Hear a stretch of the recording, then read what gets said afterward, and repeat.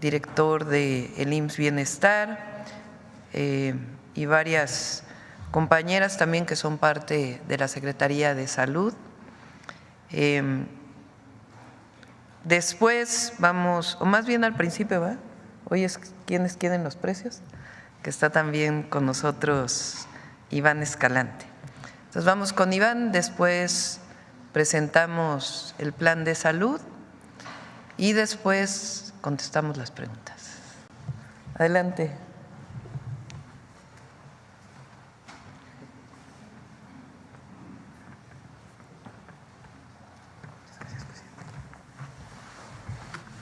Muy buenos días a todas y a todos. Con su permiso, señora presidenta. En estos valiosos minutos que nos ofrece la presidenta Claudia Sheinbaum, informamos sobre el comportamiento de los precios de productos de primera necesidad, combustibles, y agregaremos un par de temas de temporada o de coyuntura que sean de mayor interés para la población consumidora. En el monitoreo semanal que la Profeco realizó en el tema de la canasta de primera necesidad del 21 al 25 de octubre sobre los precios de esta canasta de 24 productos, los 5 establecimientos a nivel nacional más altos que encontramos fueron Walmart, sucursal Mérida Campestre en Mérida, Yucatán, con un precio, la que sigue por favor, gracias, con un precio de 960 pesos con 10 centavos. Chedraui Selecto en La Paz, Baja California Sur, con un precio de 973 pesos con 72 centavos. Walmart, sucursal Interlomas en Naucalpan, Estado de México, con un precio de 979 pesos 40 centavos. Bodega Aurrerá, Camino del Seri en Hermosillo, Sonora, en 982 pesos con 10 centavos. Y Walmart Vallarta en Zapopan, Jalisco, con 1,008 pesos con 30 centavos. Aprovecho la oportunidad que me da esta conferencia para comentarle que hemos establecido comunicación ya con Grupo Walmart a fin de que continúen vigilando los precios de esta canasta de primera necesidad y se comprometieron a realizarlo. Ahora vamos a mencionar los 5 establecimientos que encontramos en este monitoreo con los precios más bajos. Ellos son Chedraui, sucursal Apizaco en Apizaco, Tlaxcala, 780 pesos con 40 centavos. Bodega Aurrerá, Fuentes del Valle en Tultitlán, Estado de México, 772 pesos con 60 centavos. Bodega Aurrerá 3869 en Cuernavaca, Morelos, con un precio de 754 pesos. Bodega Aurrerá Emilio Carranza en Saltillo, Coahuila, en 747 pesos con 50 centavos. Y la canasta que encontramos más barata en este monitoreo fue en el Chedraui Plaza del Carmen Centro, en Solidaridad, Quintana Roo, en 737 pesos. Como podemos observar, la diferencia entre la canasta con el precio más alto y el precio más bajo es de 271 pesos con 30 centavos. Atendiendo los comentarios que hicieron muchas personas consumidoras en las redes sociales las últimas 2 semanas, traemos un reporte especial sobre el precio de la mandarina, que es una fruta característica de esta temporada. Durante la 4ª semana de octubre se vendió en un precio promedio nacional de 49 pesos con 17 centavos kilo y ha tenido una disminución de 6 pesos con un poco más en comparación con la 4ª semana del mes de septiembre. En este sentido y conforme a nuestro monitoreo, la mandarina lleva 2 semanas con el precio a la baja. Ahora comentemos el quién es quién en los precios de los combustibles.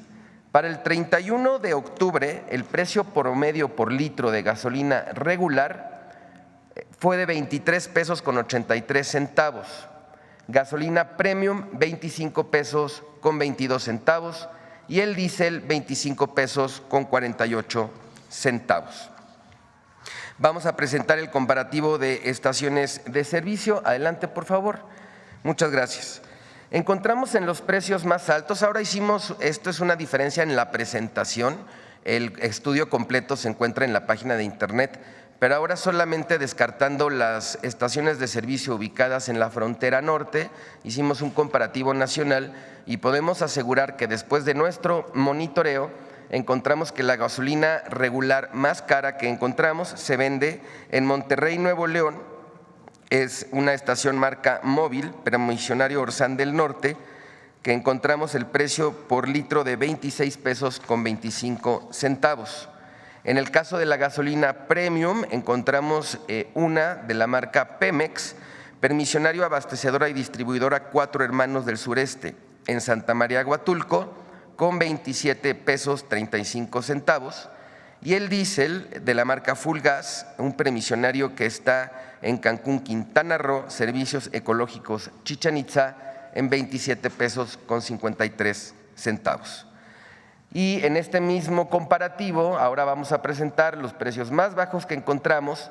Los tres combustibles son de la marca Pemex y destacamos que en el caso de gasolina regular, el permisionario Gas Bosques del Lago en Cuautitlán Izcalli, Estado de México, con 22 pesos con 39 centavos litro.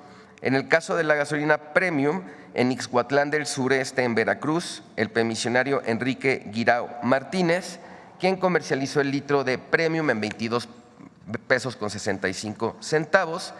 Y el diésel de la marca Pemex también, el permisionario Superservicio Atizapán, en Atizapán de Zaragoza, vendiendo el litro de diésel en 23 pesos con 96 centavos. Adelante. Y ahora presentamos, señora presidenta, en otro cruce de información o en otro ejercicio, un comparativo entre 21 marcas de gasolina que están en el mercado y se hizo en este monitoreo a nivel nacional, de nuevo, descartando los municipios de la frontera norte, y encontramos que las marcas que venden la gasolina regular a más alto precio son en Chevron, Redco y Oxogas, y las tres marcas que comercializaron, por lo menos en esta semana de monitoreo, las gasolinas más baratas. Las marcas fueron Hidrocina, Orzán y G500. Recordemos que esto es en promedio. Los estudios completos pueden ser identificados en la página profeco.gov.mx. Dos temas más y concluimos. Este es un pequeño informe del operativo que se hizo por el Día de Muertos del 28 de octubre al 2 de noviembre. Profeco realiza acciones de vigilancia y verificación en tiendas en donde comercializan artículos relativos a estas festividades, como florerías, tiendas de disfraces, panaderías, restaurantes, dulcerías, tiendas de artículos religiosos, entre otros. Se instalaron 20 módulos de atención en puntos estratégicos, se repartieron más de 3.136 decálogos sobre los derechos de las personas consumidoras, se ofrecieron asesorías, se realizaron visitas de vigilancia y verificación y se verificaron los precios de más de 41,000 productos. Finalmente, es un honor comentar que ya está disponible la revista del consumidor del mes de noviembre. En este caso estamos presentando dos estudios de calidad, uno sobre purificadores de agua y otro sobre cámaras de seguridad de videovigilancia inalámbricas, entre otros consejos muy importantes para las personas consumidoras y consumidores. Concluyo, presidenta. La Procuraduría seguirá promoviendo un consumo informado en las familias mexicanas, procurando que cada ingreso rinda para su bienestar. Muy buenos días, muchas gracias.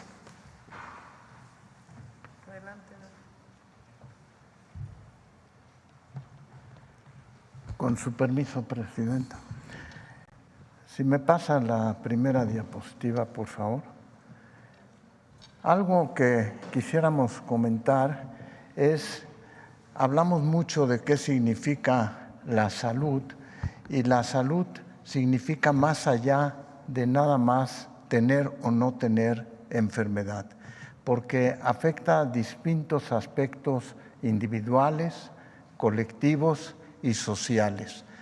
Cada vez más, después de la pandemia COVID-19, tenemos el concepto de salud mental, emocional, social, que es algo muy importante. La salud es un proceso entonces social, cultural e histórico. Tradicionalmente lo entendemos como tener o no tener enfermedad. Sin embargo, abarca muchos otros conceptos en la calidad de vida de las personas. Los países que tienen un sistema de atención primaria y no nada más enfocado a la atención de la enfermedad en sus fases tardías, generalmente se consideran que tienen mejores sistemas de salud. Por lo tanto, la prevención y la promoción de la salud es un componente muy importante de un plan de gobierno en relación al sistema de salud. La siguiente, por favor. La mejor estrategia para vencer a una enfermedad es precisamente prevenirla. Y de lo que se trata es de evitar que las personas se enfermen y que tengan un acceso eficiente a los servicios de salud para todas y todos. Y no esperar a las fases tardías de la enfermedad cuando generalmente acuden, sino que activamente promovamos la prevención y la promoción de la salud. La siguiente, por favor. El trabajo coordinado es muy importante entre distintas entidades. No nada más la Secretaría de Salud, sino el gobierno, economistas, políticos, medios de comunicación, asociaciones civiles, sociólogos. Todo ello trae como consecuencia una atmósfera de cooperación, de calidad entre todos ellos para tratar de procurar una mejor salud en forma integral.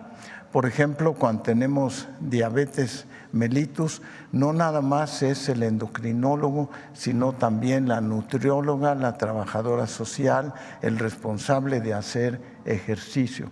Entonces, el trabajo coordinado es un aspecto muy importante para avanzar en la salud. La siguiente, por favor.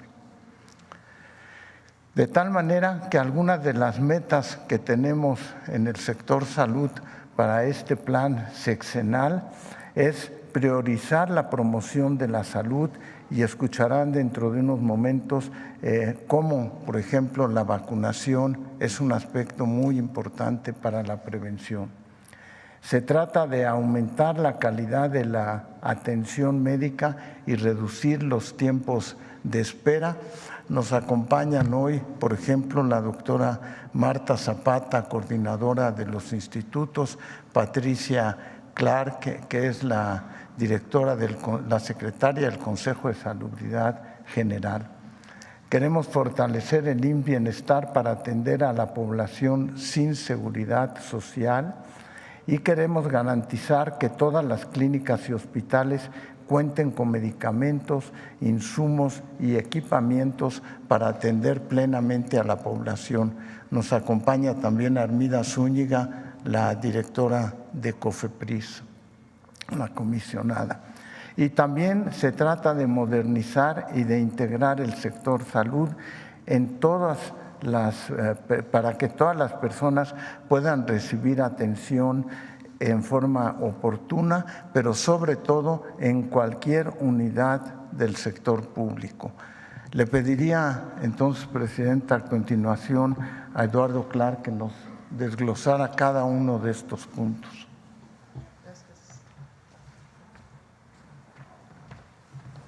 Gracias, doctor. Con su permiso, Presidenta, muy buenos días. Es un gusto estar aquí con ustedes.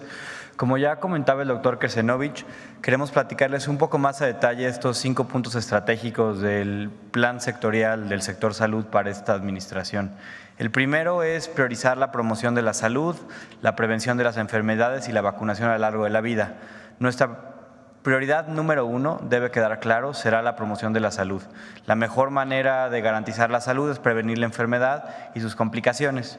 Algunas de las metas específicas y acciones que queremos implementar son las siguientes: la reducción del porcentaje de niños y niñas con obesidad infantil, pero por otra parte también las personas adultas que ya tienen una enfermedad crónica que no está diagnosticada, particularmente diabetes, hipertensión, en concreto, incrementar el porcentaje de ellas que están diagnosticados y de esas que están diagnosticadas, incrementar el porcentaje que efectivamente se encuentran en control rutinario dentro de sus unidades de salud. De igual manera, tenemos como objetivo el fortalecimiento de las coberturas de vacunación universal, tanto en niños como en adultos, y también incrementar el número de mujeres embarazadas que acuden a seguimiento médico rutinariamente durante su embarazo, así como el de sus hijos recién nacidos. Siguiente.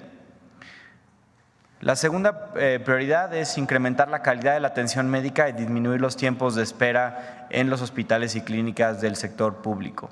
Nosotros consideramos que para dar más y mejor atención tenemos que poner a trabajar al máximo al personal que tenemos, así como a la propia infraestructura que ya tenemos en las clínicas y hospitales de nuestro país. Por eso estamos también presentándoles algunas prioridades, como las unidades médicas de tiempo completo, que involucra abrir las clínicas de salud 7 días a la semana para que las personas puedan acudir inclusive el sábado y domingo a atención. También la homologación y la implementación de los protocolos nacionales de atención médica para las enfermedades que más padecen los mexicanos y las mexicanas. Y para incrementar la capacidad de atención en las clínicas, estamos también considerando fortalecer el rol de la enfermería en las clínicas y unidades de salud, de tal manera que podamos dar más atención aún con el mismo personal. Esto lo que esperamos es que impacte en reducir los tiempos de espera para consultas, para estudios y cirugías, junto con otro tipo de iniciativas. Estamos también, y lo presentaremos a detalle próximamente, por iniciar un programa distinto de toma de muestras de laboratorio para que se pueda tomar muestras para distintos estudios en la mayoría de las unidades del país. De igual manera, estamos también formando y contratando personal que opere plenamente cada una de estas unidades médicas, tanto hospitalarias como de nivel de atención primaria. Y uno de los programas estratégicos de toda la administración, que es el programa Casa por Casa, para visitar de manera rutinaria 1 o 2 veces al mes, 1 o 2 veces cada 2 meses a adultos mayores y personas con discapacidad. La tercera prioridad es fortalecer al IMSS Bienestar para que se vuelva efectivamente la institución que atiende con calidad y gratuidad a toda la población sin seguridad social. Estaremos implementando distintas acciones, por ejemplo, médicos y médicas del bienestar, que presentará mi compañero Alejandro Esbarche en unos minutos, completar el equipamiento de todos los hospitales y clínicas que han sido transferidos ya a esta nueva institución, implementar tecnología y sistemas en toda la atención para sacarle el mayor provecho y facilitar la relación entre las personas que se atienden en el bienestar y la propia institución, garantizar la disponibilidad de medicamentos gratuitos, el tema que hablamos el jueves pasado en este mismo espacio, concluir el rescate de la infraestructura que durante décadas pudo haber estado abandonada durante el periodo neoliberal. Todavía falta poquito por terminar y un programa excelente ha sido La Clínica es Nuestra, que continuará, así como continuar con la contratación de personal para operar plenamente todas y cada una de las unidades. Siguiente. Por otra parte, tenemos que garantizar los insumos, que son desde medicamentos, material curativo, pero también el equipamiento para que cada clínica y hospital opere plenamente. Lo que consideramos que con planeación, con digitalización, con mejora de procesos podemos obtener las mejores condiciones para obtener todos estos insumos, darlos de la mejor calidad, al mejor precio y que se implementen en todas nuestras unidades de salud. Estamos presentando, la semana pasada estuvimos el modelo de compra y distribución de medicamentos, que esperamos pueda ayudar muchísimo no solo a conseguir mejores precios, pero que también lo que se consiga sea de la mayor calidad y efectividad para los pacientes, implementando los módulos de receta electrónica para darle seguimiento a cada una de estas recetas, un programa que presentaremos a su tiempo de equipamiento de hospitales y clínicas que ya existen para no solo construir nuevas cosas, sino darle capacidad resolutiva a las que ya están, y el programa de farmacias del bienestar que se anunció en algún momento también será parte de este eje transversal. Y finalmente, el quinto objetivo es modernizar, traer al siglo XXI al sector salud, al Sistema Nacional de Salud Pública y integrar todo el sector, es decir, a las 3 instituciones grandes, así como las más pequeñas, reduciendo los desiertos de atención, los lugares donde la gente le queda muy lejos la atención a la salud, y crear un modelo para operar como un sistema unificado, donde las personas puedan acudir a su unidad más cercana sin importar la derechohabiencia, utilizando para todo esto la ciencia y la tecnología. Unas de las acciones importantes son la implementación de expediente médico electrónico universal en todo el sector, la construcción de unidades de salud en solo los lugares donde tengamos muchos desiertos de atención, donde no haya capacidad para llegar, pero al mismo tiempo complementarlos con nuevos modelos de consulta vía celular o consulta remota. También implementar los sistemas de agendar citas y seguimiento a la espera de manera digital, y dos de los programas más estratégicos. Uno es operar como un sistema unificado de salud sin importar si se cuenta con seguridad social, es decir, que nosotros como sistema público de salud nos pongamos de acuerdo para que cualquier persona que tenga una necesidad pueda acudir a cualquier unidad de salud independientemente de su derechohabiencia y sea atendida. Y finalmente también garantizar el derecho al acceso a la salud a través de una credencialización universal de afiliación al Sistema Nacional de Salud para el Bienestar que ya está en la Constitución. Serían esos algunas de las acciones, no todas, debe quedar claro eso, pero queríamos darles una visión transversal de lo que buscamos crear en esta administración como las metas del sector salud. Muchísimas gracias.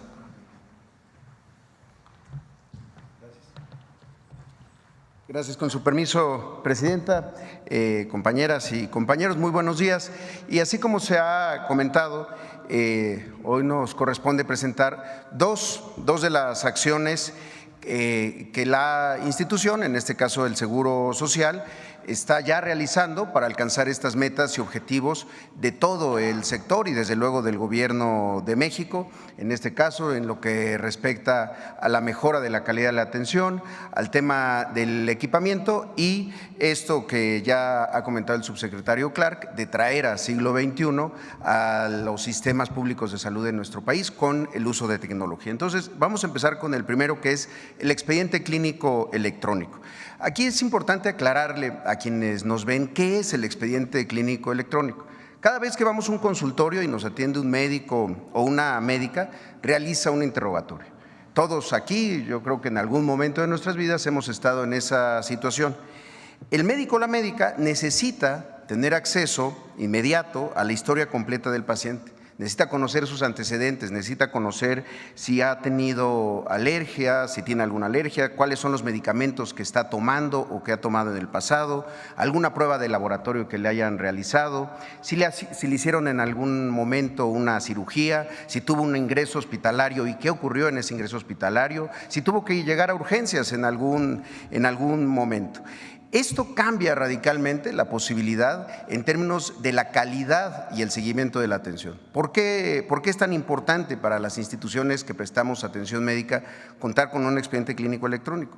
Mejora desde luego la atención, permite un acceso mucho más rápido y completo al historial médico y eso permite diagnósticos mucho más precisos y tratamientos mejor informados. Reduce errores que la parte manual muchas veces puede traer consigo, registros en papel que a veces son ilegibles o la pérdida de datos o la clásica pérdida de un expediente que entonces se tiene que volver a construir. Además permite dar continuidad a la atención, es decir, una persona no va a acudir siempre al mismo lugar, a una unidad de medicina familiar, por ejemplo en el IMSS, es probable que necesite una consulta de especialidad en el segundo nivel de atención o en el tercer nivel de atención en alguno de los centros médicos nacionales.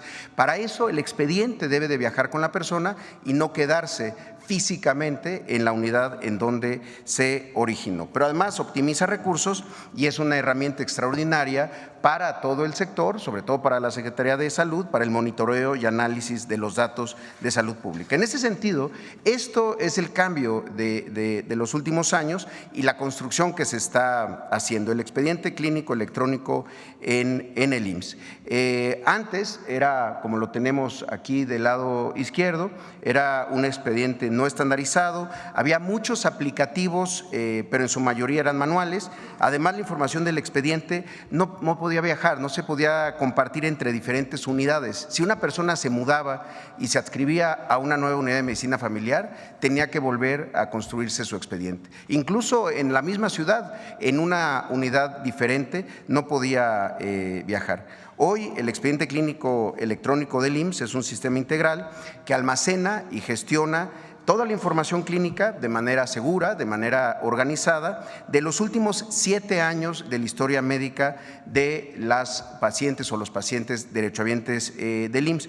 Con este expediente hoy los médicos y las médicas pueden consultar las notas médicas registradas, ustedes lo han visto, los médicos van haciendo notas, pero las van haciendo en su computadora, ahí puede consultar todas las notas que el propio médico o médica hizo, pero también si alguien más la realizó, también si hubo consultas en el segundo o en el tercer nivel de atención, los procedimientos quirúrgicos que se le han aplicado al paciente, los procedimientos aplicados durante su estancia hospitalaria, la evolución en urgencias y además los resultados de laboratorio y las recetas emitidas a lo largo del tiempo, así como las incapacidades. Ahora, en la siguiente podemos ver cómo vamos en este sentido. Ya no es solo un plan, sino un proyecto que ha ocurrido en los últimos años. Hoy el IMSS tiene 53.7 millones de expedientes electrónicos, de 53.7 millones de derechohabientes del Seguro Social. Esto nos ubica como el segundo expediente clínico electrónico más grande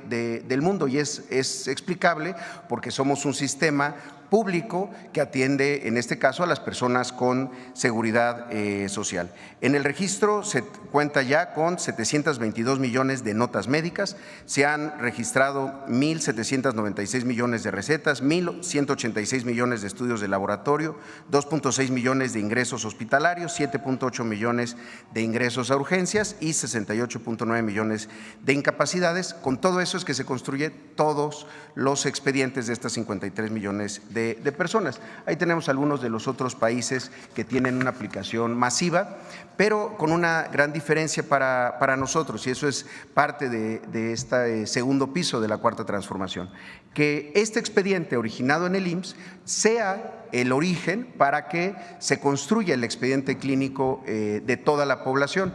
Ya estamos trabajando con la Agencia de Transformación Digital para que que es un desarrollo propio, no es una licencia de un proveedor privado, sino un desarrollo propio del seguro, pueda transferirse y entonces una persona que deja de tener seguridad social y empieza a cotizar en el ISSSTE, por ejemplo, ese expediente inmediatamente en el ISSSTE lo puedan consultar.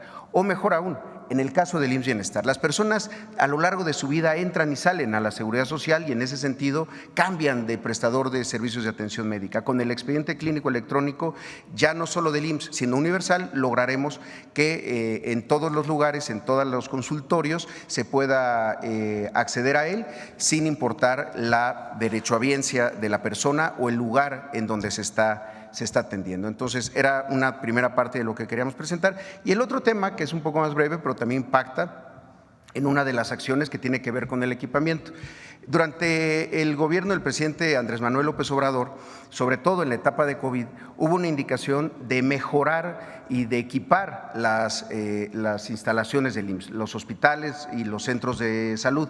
Antes se hacía agregando las necesidades de cada uno de los hospitales y de cada una de las unidades de medicina familiar. Ahora lo que hicimos a partir de 2029 fue un diagnóstico territorial de campo que nos permitía ver en dónde necesitábamos, si era más urgente, que se hiciera la sustitución de algún equipo que ya estaba obsoleto. También lo utilizamos para trabajos de conservación y mantenimiento, pero en este caso, solo de equipamiento, se invirtieron en el gobierno pasado 25,000 millones de pesos. Como podemos ver, fue un incremento muy importante con respecto a los años anteriores del periodo neoliberal, en donde se dejaba de invertir en el IMSS, siempre procurando la contratación de servicios privados y cada vez más esta privatización silenciosa. No sirven los rayos X, pues que haga alguien más los rayos X afuera de la institución. Había que regresar esto y así lo hicimos. Y esta es la inversión del 19 al 2023, porque todavía no estamos contando lo que está ocurriendo este año. Una inversión para 2024 de 5,068 millones de pesos en la adquisición de 6,416, ahí está en mal ese signo de pesos, son 6,416 diferentes equipos médicos.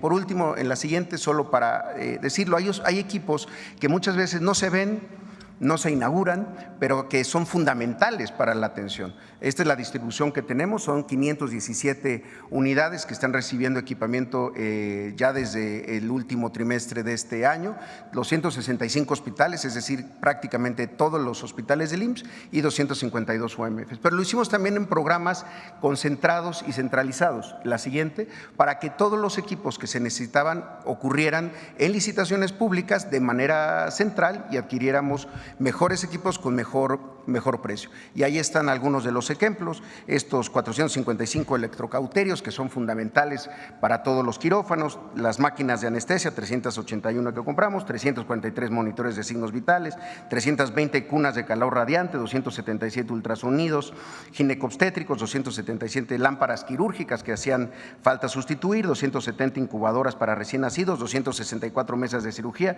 además de equipos más grandes entre angiógrafos, rayos X, laboratorios especializados para algunos centros médicos nacionales. Entonces, es lo que queríamos presentar el día de hoy sobre estas acciones que ya impactan de manera directa las metas de todo el sector. Muchas gracias, presidente.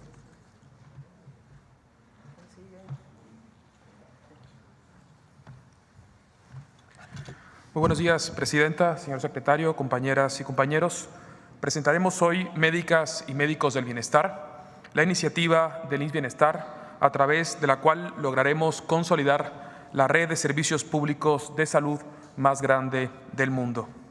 Con la mística que inspira Médicas y Médicos del Bienestar, reforzamos el compromiso de garantizar que ninguna persona en nuestro país quede sin acceso a servicios públicos de salud de forma oportuna y, por supuesto, de forma digna. Siguiente, por favor.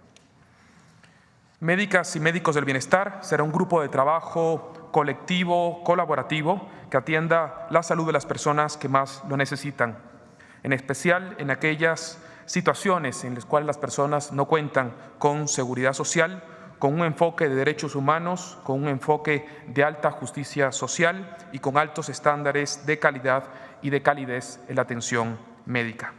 Este programa tiene como propósito reclutar equipos multidisciplinarios que puedan responder a las necesidades de atención de la población, garantizando atención resolutiva y oportuna, especialmente en zonas de alta demanda y de difícil acceso. Siguiente, por favor. Nuestro primer objetivo es avanzar en la equidad en salud.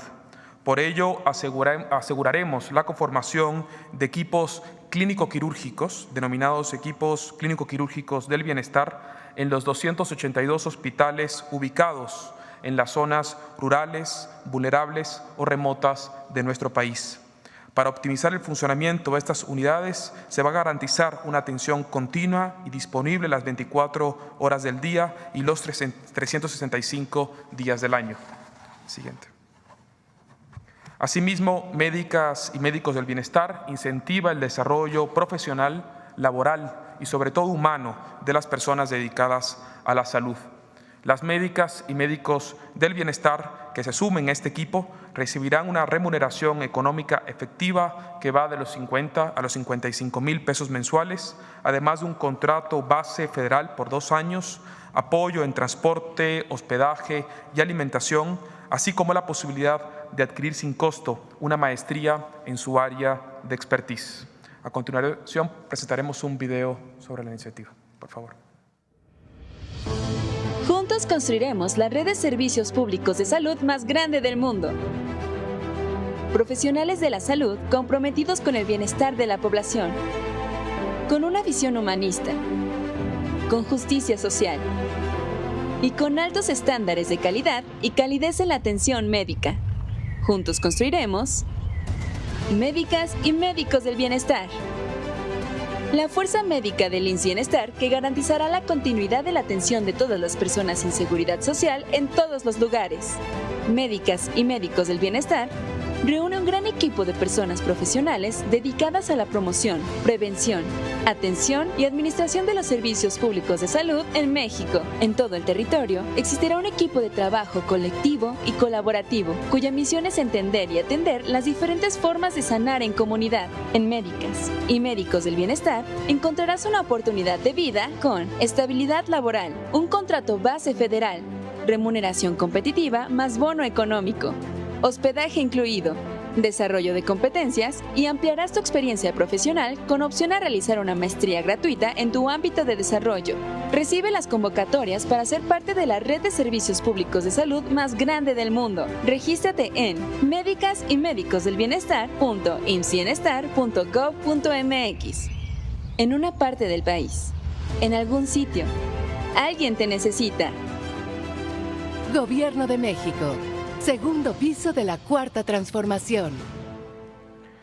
Muchas gracias. Invitamos a todos los profesionales de la salud interesados en formar parte de la red de servicios públicos de salud más grandes del mundo a registrarse en médicas y médicos del bienestar.insbienestar.gov.mx. Muchas gracias.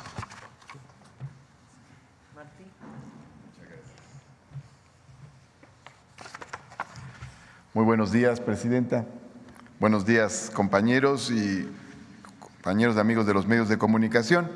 En el caso del ISSSTE, evidentemente vamos a seguir todos los lineamientos del plan de salud que se está presentando para todo el sector, con especial acento en todos los temas que tienen que ver con la prevención de las enfermedades, para fortalecer sobre todo esta parte que es fundamental para evitar el desarrollo de enfermedades.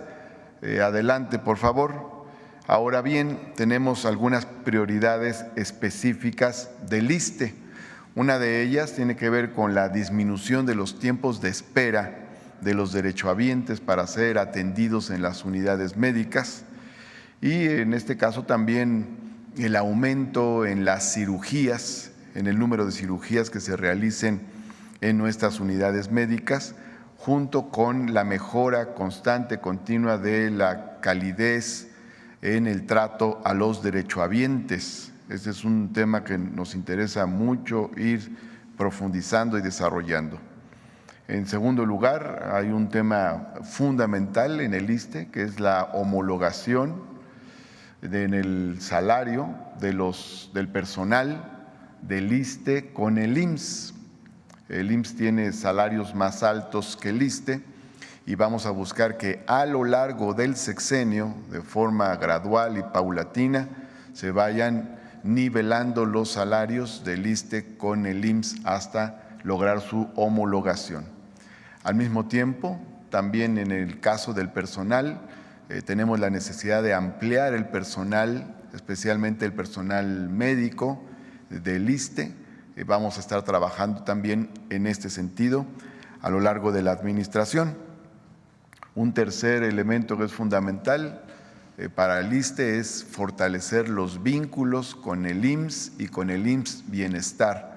Eso nos permitiría el intercambio de información, pero también el uso de instalaciones, de tal forma que se puedan combatir fenómenos como la subrogación de servicios privados y en cambio podamos aprovechar al máximo los servicios que ofrecen las diversas instituciones públicas de salud.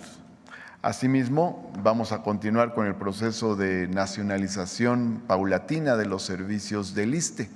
Ya se ha trabajado en ese sentido desde la administración pasada y vamos a seguir fortaleciendo la nacionalización de diversos servicios. Hemos estado trabajando con la nacionalización de los servicios de hemodinamia y de anestesia. Hay otros servicios que se irán nacionalizando a lo largo del sexenio, de tal forma que los servicios que brinde el ISSSTE sean servicios públicos y no sea simplemente un intermediario, la institución, con servicios privados.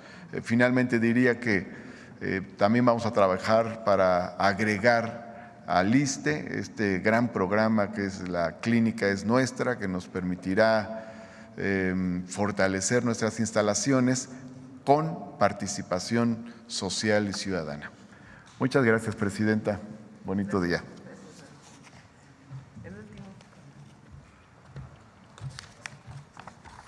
Buenos días, Presidenta. Queremos compartirle a la población que la campaña de vacunación para la temporada invernal 2024-2025 se lleva a cabo desde el 15 de octubre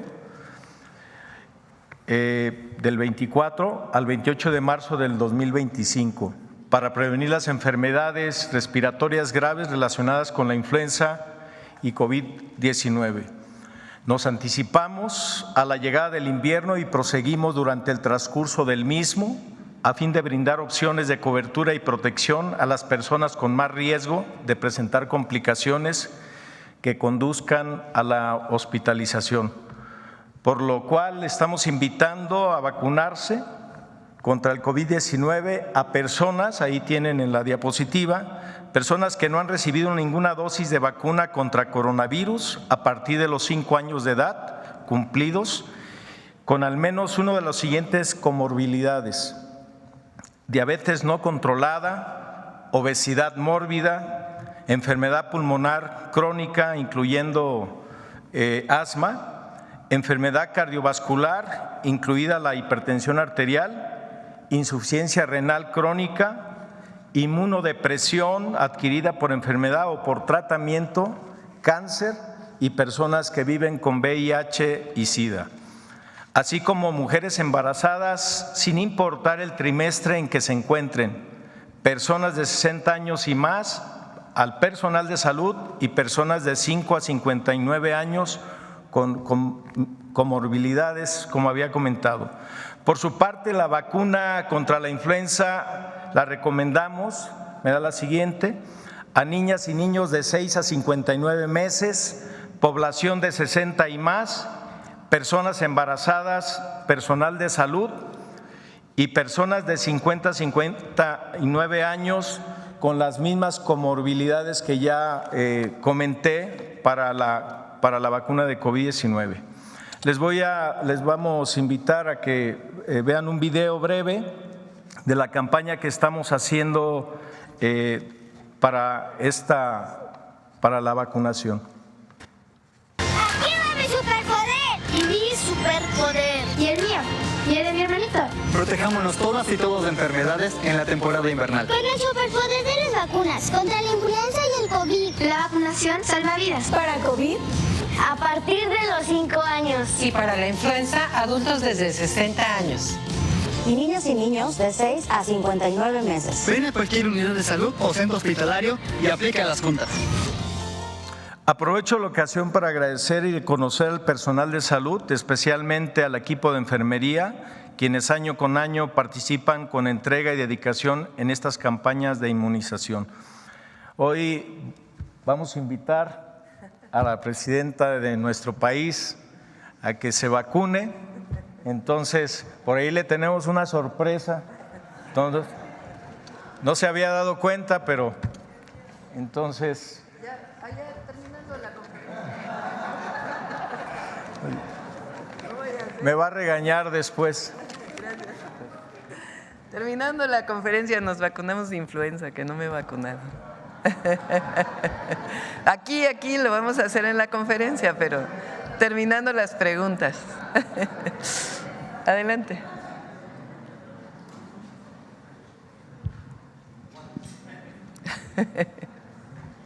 Buenos días, Presidenta. Sandy González, periodista de Quintana Roo, Canal 5 TV y periodista del Sur. Bueno, la primera visita, siendo la única mujer periodista que tiene este privilegio de estar cerca de autoridades federales. Y bueno, unas preguntas rápidamente. Pues en el municipio de Tulum va creciendo a pasos agigantados. Bien vemos las grandes obras que ha realizado el gobierno federal, como el aeropuerto, el Parque del Jaguar, siendo uno de los más grandes atractivos turísticos en la zona, y con ello pues se han colocado nuevos arcos y cámaras de seguridad, esto pues mejorando y fortaleciendo ahí mucho la seguridad. Y pues preguntarle acerca de los nuevos proyectos, porque también se ha decretado ya este municipio como una zona de desarrollo turístico sustentable, esto pues para preservar y fomentar los ambientes naturales, ¿no? ¿Qué proyectos y cuándo se piensa concretar este gran decreto para Tulum?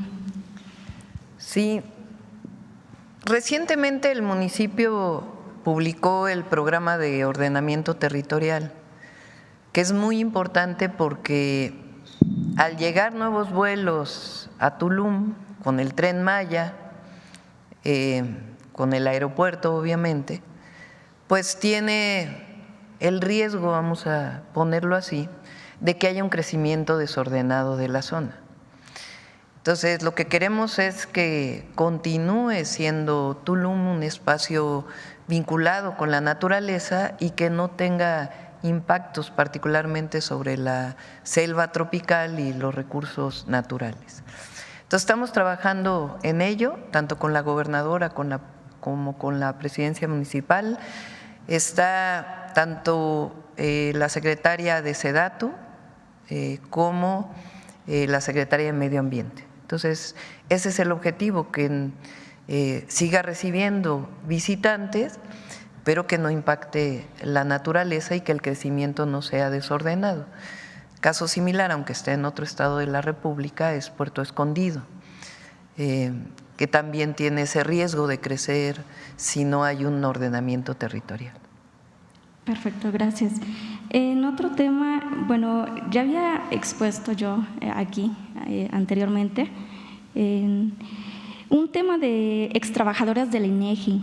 Ellos pues son 520 extrabajadores que fueron despedidos injustificadamente de esta institución y que bueno, anteriormente los pudo atender la Secretaría del Trabajo Luis Alcalde, donde pues ha tenido muy buena atención y todo. Sin embargo, no ha llegado a un acuerdo con el INEGI, no, a una solución ante esta institución para de alguna manera ser indemnizados, ¿no? Obtener algún tipo de apoyo por este despido injustificado de los trabajadores. Le pedimos a Marat que se ponga en contacto contigo a través de Atención Ciudadana para que le pueda dar seguimiento. Perfecto. Y bueno, comentarle también, hace poco tuvimos la inauguración de la Secretaría de Mujeres en el estado de Quintana Roo. Ahora sí que viene siendo el primer estado en homologarse con el gobierno federal al crear también su Secretaría de Mujeres, tomando en cuenta mucho pues a muchos de nosotros, ¿no? que somos quintanarroenses y que pues sí necesitamos ese tipo de apoyo, de ayuda al tener una secretaría. Y quería saber su opinión. No, pues me parece muy bien. Además, pues ustedes saben, le tenemos mucho aprecio a Mara, la gobernadora Mara Lezama. Es una mujer entregada, activa, con muchas convicciones y que quiere mucho a su estado y que tiene diversos programas de atención a las mujeres. Es de los pocos estados que ha entregado propiedades o derechos de propiedad, tanto en el medio rural como en el urbano, a mujeres. Entonces, pues me da mucho gusto saber que ahora también tiene Secretaría de las Mujeres. Muy bien, y ya por último y aprovechando igual que tenemos al titular de la Profeco, en Chetumal, la capital de Quintana Roo, pues se ha vivido muchos fraudes de empresas privadas hacia los ciudadanos, ¿no? Donde pues han sido víctimas de muchos sucesos de esto, y en la capital pues no contamos con una Profeco. Únicamente tenemos en Cancún, lo que complica bastante a los ciudadanos el poder tener que pagar un transporte y ir hasta Cancún para ver este tipo de situaciones que lamentablemente les afecta mucho, ¿no?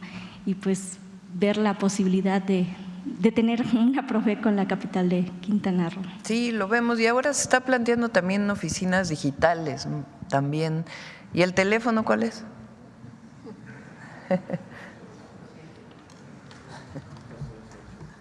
Sí. Es el 556-88722. Perdón, si me lo permite, doctora, en el caso de Chetumal ya se ha estado explorando la posibilidad de poner un módulo.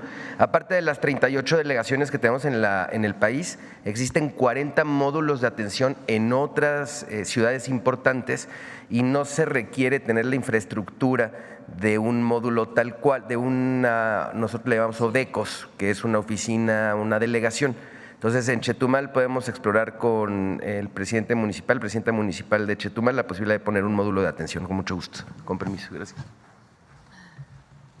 Adelante. A ver, vamos por acá ahora.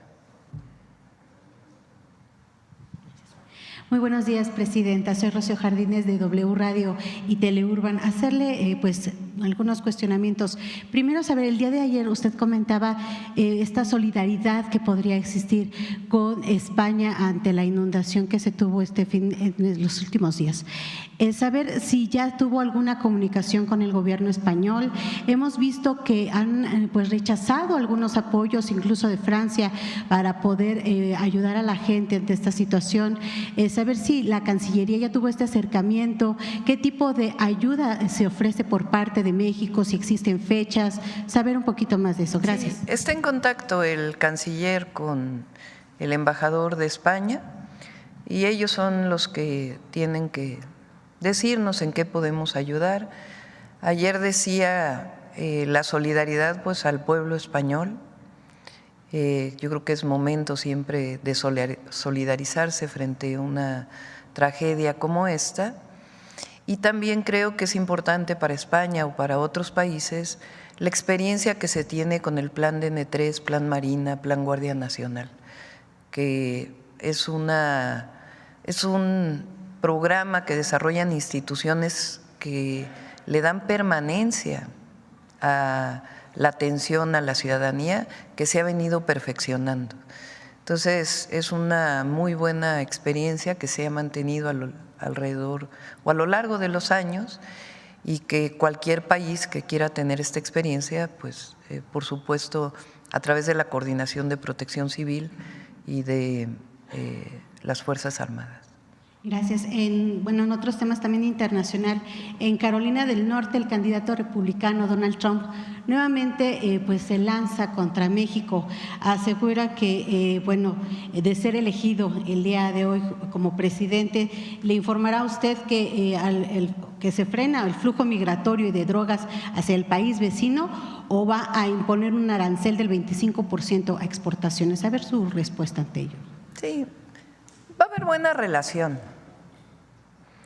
Yo creo que es importante porque a veces no se tiene la suficiente información de él y de otros, de cualquiera del Partido Demócrata o Republicano, del esfuerzo que ha hecho México para disminuir la migración o la presencia de migrantes en la frontera, a través de un mecanismo muy importante de distintas áreas del gobierno que se siguen reuniendo y que ha permitido desde dar empleo en México hasta el retorno humanitario, el rescate humanitario. De diciembre del 2023 a octubre, al cierre de octubre, hay una disminución del 75% de migrantes que llegan a la frontera norte. Este trabajo y cómo se hace y cómo se ha desarrollado desde el periodo del presidente Andrés Manuel López Obrador, lo va a presentar el canciller el viernes. Viene el viernes a presentarnos tanto el tema de migración, donde también participa la Secretaría de Gobernación y otras secretarías. Es un comité que se reúne de manera permanente, que venía desde la Secretaría de Relaciones Exteriores, cuando fue primero Marcelo Ebrard y luego Alicia Bárcenas, y que se le está dando continuidad, además del proyecto de desarrollo de la frontera sur, que es muy importante. Hay 2 polos de bienestar en Tapachula que se van a desarrollar y que es muy importante esta información para que se conozca lo que ha hecho México y además pues este diálogo de alto nivel que se tiene que seguir desarrollando una vez que las organizaciones electorales determinen quién es el triunfador o triunfadora en la elección de Estados Unidos. Entonces habla Trump desde su desconocimiento, presidenta. No estoy calificando particularmente al presidente Trump, ni mucho menos. Estoy diciendo que es muy importante que en el momento en que se determine quién es el ganador o ganadora, en ese momento tiene que haber reuniones, información de alto nivel para que se conozca lo que se ha hecho en México, tanto en términos del combate al narcotráfico, de evitar que llegue fentanilo a los Estados Unidos. Recientemente hubo una detención muy importante, que es una detención internacional incluso, de una persona de otra nacionalidad que fue detenido, que era parte del trabajo con Interpol. y también en términos de la migración. Entonces no califico ni a uno ni a otro, ni a otra candidata, a los candidatos a la presidencia de Estados Unidos, sino que estoy convencida que va a haber buena relación y que tiene que haber este proceso de información de inicio y de colaboración y coordinación. Y por último, preguntarle, Presidenta, el día de ayer, doctora, pues ya supimos que en el INE se aprobó la solicitud de estos más de 13,000 millones de pesos para la elección de jueces, magistrados y ministros. Había negociaciones con la Secretaría de Gobernación o reuniones precisamente para hablar sobre esto. ¿Fracasaron estas pláticas? No, todavía vamos a seguir insistiendo. ¿Ha hablado con la Secretaría de Hacienda, Presidente? Porque digo… No es un asunto de la Secretaría de Hacienda, es del INE. No debe costar tanto la elección, no le puede costar tanto la democracia al pueblo de México. Y hay manera de reducir los costos. Entonces, la Secretaría de Gobernación va a estar en contacto con el INE, vamos a seguir insistiendo en que no es necesario tanto recurso, sobre todo cuando no hay financiamiento a los partidos políticos, en esta ocasión, para que sea tan onerosa la elección del Poder Judicial. Es decir, que el gobierno va a trabajar para que esta propuesta no llegue al Congreso. Vamos a estar en diálogo. Ok, presidente, perdón, sobre también el Poder Judicial, el juez Francisco Javier García, titular Juzgado Segundo de Distrito en Colima, ya fijó una multa de 54,285 pesos, a los integrantes del INE porque no se acató esta suspensión de la organización precisamente de las elecciones que se dijo por parte del tribunal se deberían realizar para la elección. Gracias, presidenta. Les voy a pasar algo de una vez. Préstame el micrófono. Miren lo que me encontré. ¿Ya lo habían visto este? Bueno, es un documento que publicó Mexicanos contra la Corrupción en el 2018. Lo digo porque su mayor exponente dice que va a marchar hoy para defender al Poder Judicial. ¿Cómo le llamamos? Allá en Baja California. Bueno, fíjense bien. Es muy interesante, muy interesante. Mexicanos contra la Corrupción. En 2018 publica un documento que se llama, vamos a ver cómo se llama, atrás, abajo. La primera, por favor. La portada. El poder familiar de la Federación. Ahora sí.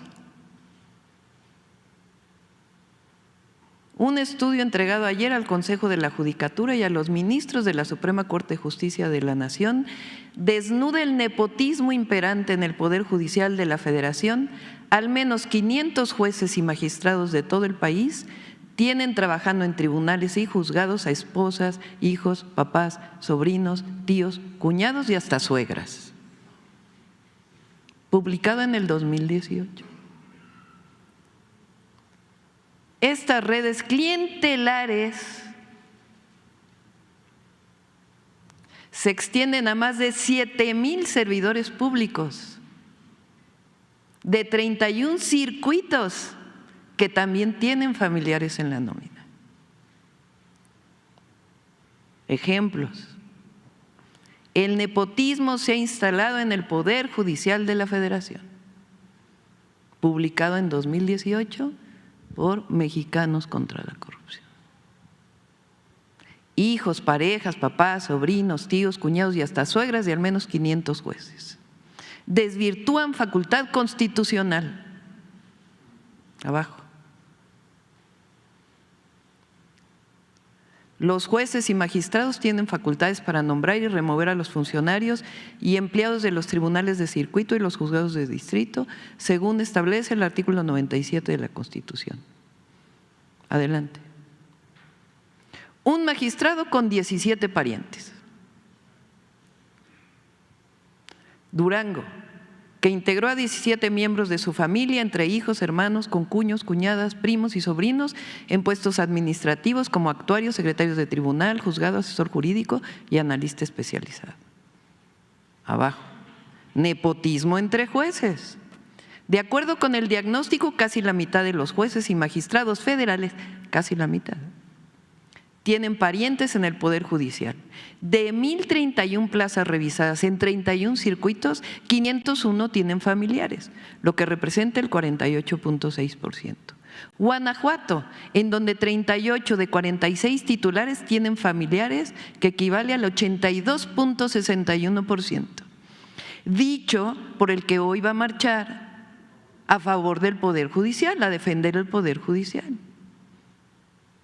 Más abajo. Estado chico, nepotismo grande. En Colima, de 199 empleados, al menos 136 tienen parientes, principalmente esposas, hermanos e hijos, lo que representa el 68.34% del total de plazas. No, Jalisco, el virreinato de los hijos. Así le llaman ellos, ¿eh? No es un documento de Morena, de la 4T. Es un documento en 2018, publicado, y le pongo comillas, porque es como en Mexicanos contra la corrupción, y hoy ya se les olvidó todo esto. El tercer circuito, que corresponde a Jalisco, ocupa el primer lugar nacional en contratar a los hijos de jueces y magistrados. En este circuito hay 33 juzgadores que tienen en el mismo Poder Judicial Federal a 54 de sus hijos. ¿Cuál carrera judicial?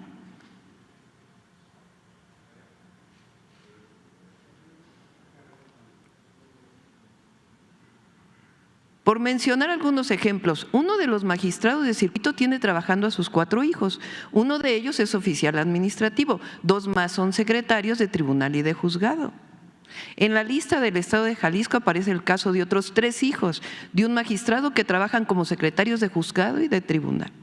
Nuevo León ocupa el segundo lugar nacional de casos de vástagos, con 22 jueces y magistrados que tienen 36 hijos trabajando en el Poder Judicial. Adelante.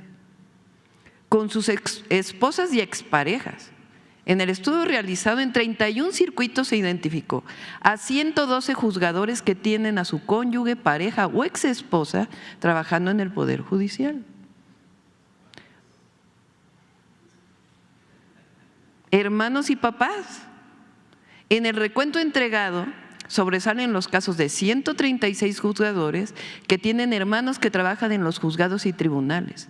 Michoacán está en primer lugar con 20 de estos casos, seguido de Jalisco con 17. Estamos hablando del Poder Judicial de la Federación.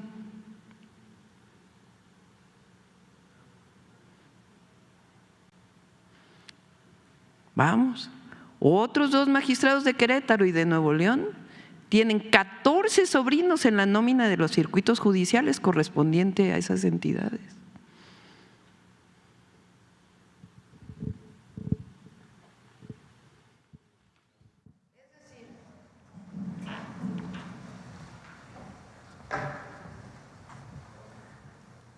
Esto es contra la corrupción. Que no se nos olvide. La reforma al Poder Judicial, que hoy es parte de la Constitución, no sale de la nada, sale de una lucha contra la corrupción y los privilegios que imperan en el Poder Judicial de la Federación. Tanto que en un documento en el 2018, Mexicanos contra la Corrupción, que hoy son los que defienden al Poder Judicial, le llamaron Poder Familiar de la Federación. Entonces, parece que es un asunto entre algunos ministros de la Corte y la Presidenta de la República. No. Esta es la defensa del pueblo de México por la justicia, por la honestidad, por la honradez. por erradicar en México lo que tanto daño le ha hecho a nuestro país, que es la corrupción. El nepotismo es corrupción en el Poder Judicial. Ahora defienden la carrera judicial como si cualquier persona que viniera sin nombre, sin apellido, sin vínculos, sin palancas, pudiera entrar al Poder Judicial y llegar a ser juez. No. Se los dividen entre los ministros y ministras, los espacios en la Corte.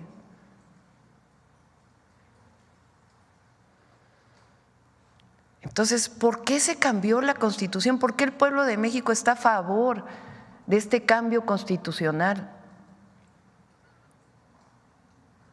Porque no queremos que haya corrupción, que haya privilegios.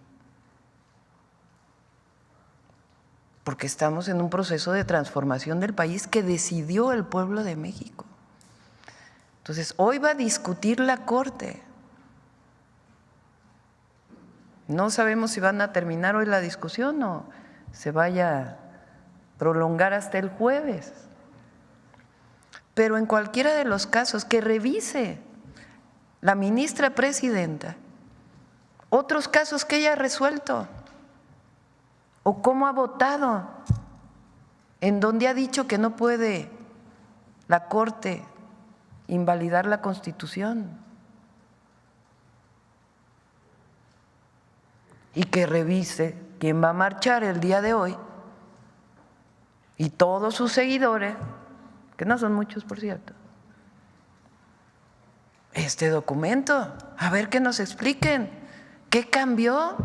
Si la propia ministra hace unos meses publicó un documento donde habla del nepotismo en el Poder Judicial. Si la gente elige a los jueces, a las juezas, a las y los magistrados, a las y los ministros, pues entonces se va a transformar el Poder Judicial. Y las comisiones que ayer publicaron sus convocatorias, pues tienen que pensar en ello, en que no porque no tienes un apellido que tiene que ver con la alcurnia del Poder Judicial, puedes entrar a ser juez. ¿Tienes que estar preparado? Sí. ¿Tienes que estar preparada? Sí. ¿Tienes que ser un buen abogado? Sí, abogada. Pero no esto, que es una revoltura de unas cuantas familias. En 2018 y en 2024 el pueblo de México dijo basta de corrupción y de privilegios y se está construyendo un nuevo país. Eso es lo que está a debate. Entonces es interesante este documento para que lo revisen, lo vean. Sí, está. ¿Saben cómo lo encontré? En Google. Me lo encontré hace 2 días, no lo conocí, pero se los compartimos. Adelante. Muy buenos días, Sandra Aguilar de Grupo Informativo. Iniciaré precisamente con el tema de salud, hoy que está presente pues los responsables en este sector. Presidenta, una pregunta.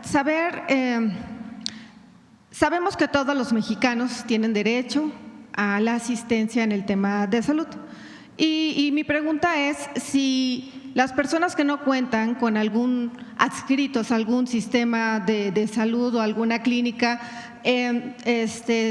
saber si pueden ir a atenderse aún sin contar con esta asistencia, sin estar inscritos pues en esta propuesta del IMSS Bienestar. En ese sentido, ¿sí pueden acudir los mexicanos, aunque sean de otros estados y que se encuentren no en el lugar de donde habitan o donde radican, pueden recibir atención médica en caso de que así se requiera? A ver, el Instituto Mexicano del Seguro Social es para los derechohabientes del Seguro Social, ¿no? El ISSSTE es para los trabajadores del Estado. Pemex tiene su propio sistema de salud, la Secretaría de la Defensa, la Secretaría de la Marina también. Y para todos aquellos que no tienen derecho a biencia, el presidente López Obrador federalizó los servicios de salud que antes estaban descentralizados de manera voluntaria a aquellos estados que quisieran hacerlo. Hoy son 23 entidades de la República, 22 estados y la Ciudad de México, quienes se han integrado a este modelo del IMSS Bienestar. ¿Quiénes son quienes no son parte de ello? Pues estados que han decidido no integrarse. Son, bueno, Yucatán ahora se va a integrar, pero está Coahuila, Durango, Chihuahua, Querétaro, Aguascalientes, Guanajuato, Jalisco y Nuevo León, ya dije. Bueno, ellos tienen sus propios sistemas estatales. De todas maneras, frente a urgencia, te tienen que recibir en cualquier lugar. Y hay 5, a ver, ¿por qué no los menciona? 5 en donde, aunque seas del IMSS Bienestar, puedes ir al IMSS, puedes ir al ISSSTE o puedes ir a cualquier institución. Si eres del IMSS, también puedes ir al IMSS Bienestar. Es decir, hay 5 atenciones que son universales en este momento. A ver si…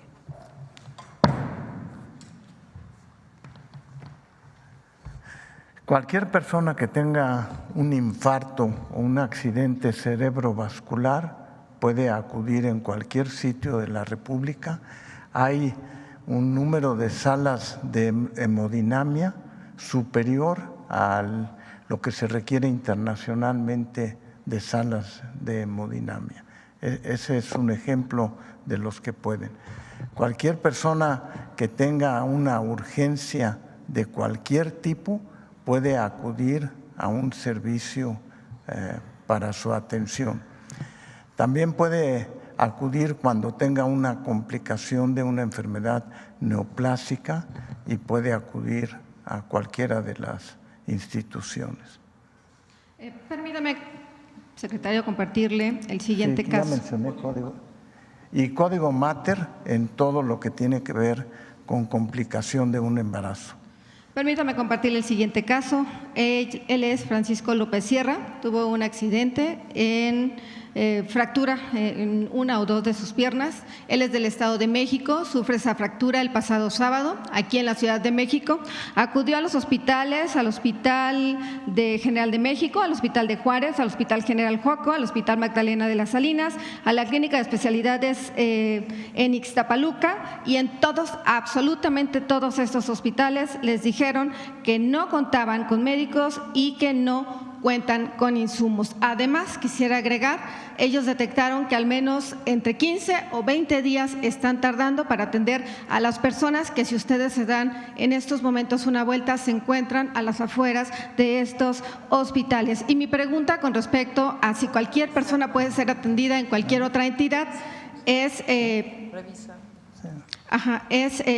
pues preguntarle, en este caso, esta persona no cuenta pues con ningún adscrito a ningún sistema de salud. Sí lo recibieron, pero la respuesta fue: no contamos ni con insumos ni con quien practique médicos que practiquen este tipo de operación. Sí, bueno, yo quisiera comentarle primero que nos haga llegar el caso y claro, podemos revisar el caso para ver efectivamente qué es los aspectos que lo condicionan.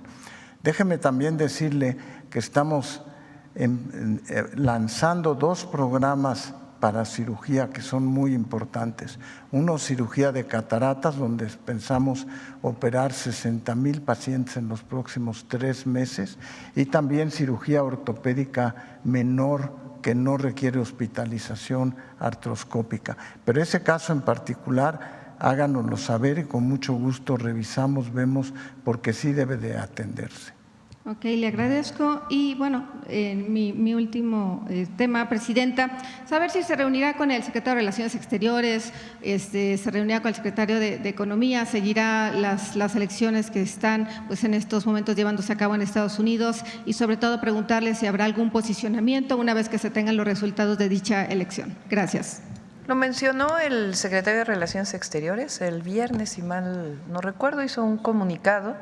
Nos vamos a esperar hasta que sea el colegio electoral de los Estados Unidos quien determine quién gana la elección.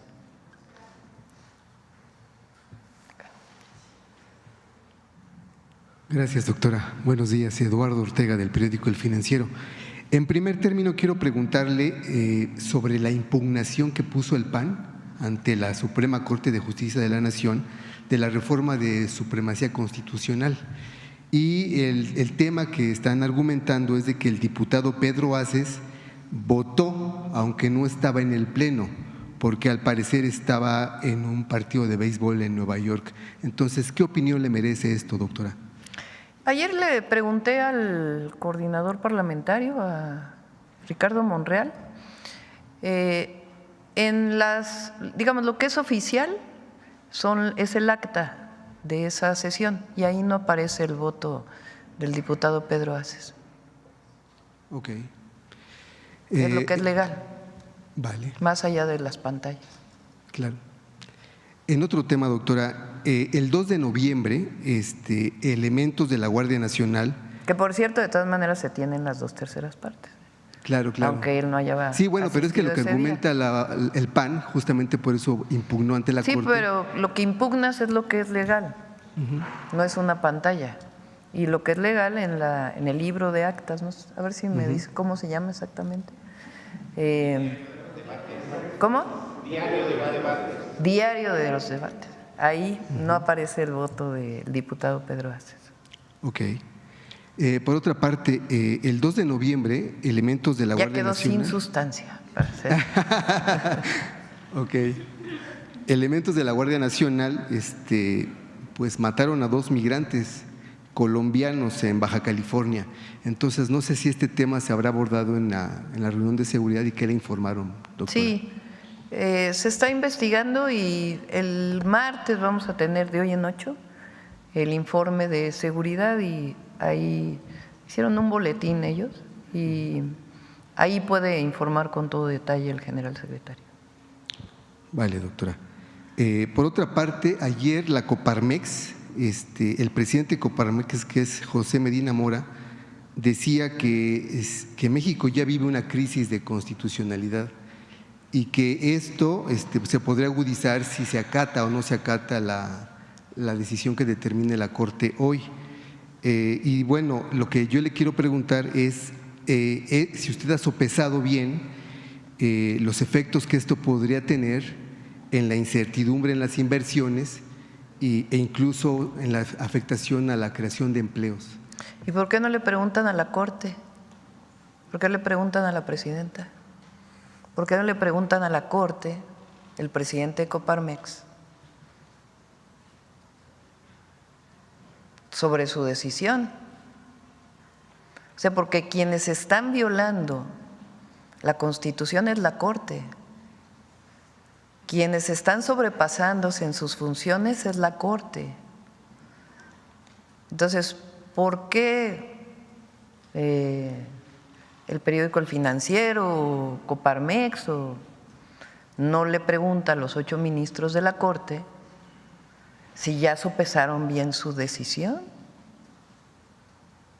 Si 8 ministros pueden ir en contra de un pueblo de millones y millones de votos, por ahí de 36 millones.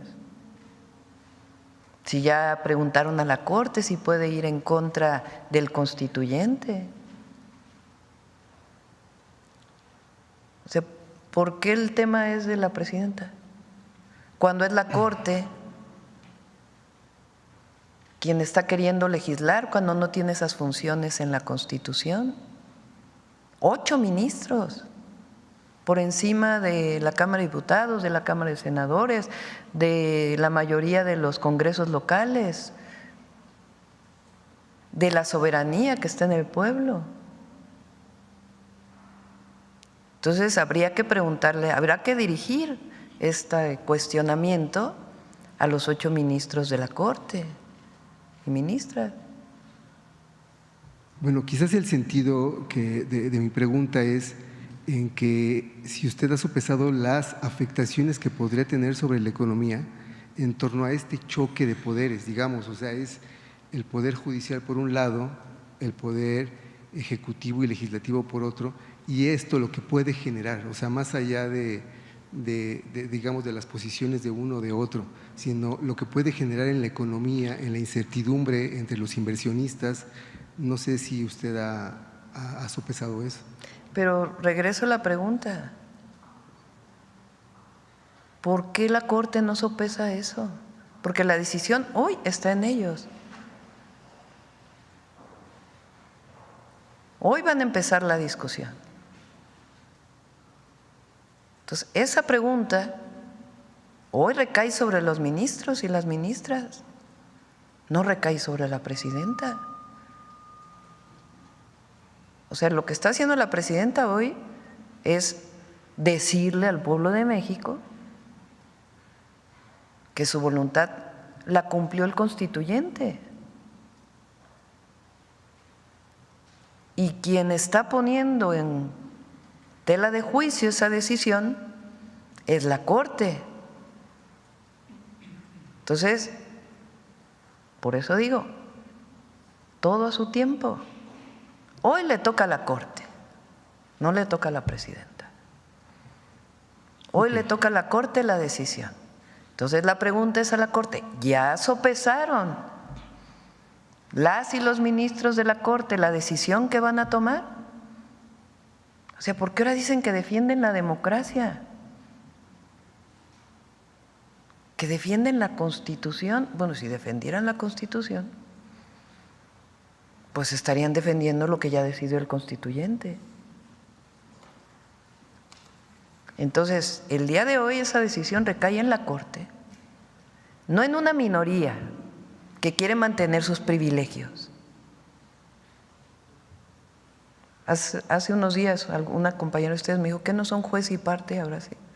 Pues por eso les presento este estudio. No es un estudio de un medio de comunicación, de los mismos que defienden hoy al Poder Judicial y que hace 6 años decían que se llamaba Poder Familiar de la Federación. ¿Qué ha cambiado?